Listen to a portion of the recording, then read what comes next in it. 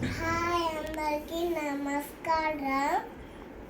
ఒక ఊళ్ళో ఒక రాజు ఉన్నాడంట. ఆ రాజుకి 2 కోతులు ఉన్నాయంట.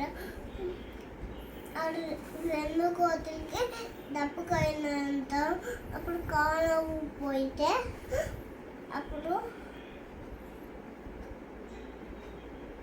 నీళ్ళు తాగినాయంట.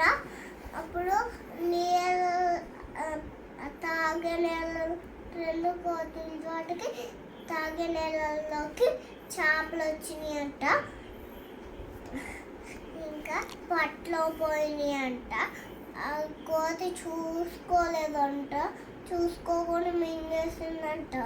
అందుకని ఆ కోత పట్టు కోసుకొని మళ్ళీ ఆ చేప పొట్టలోని తీసి ఆ కాలంలో ఇచ్చేసింది. Very good.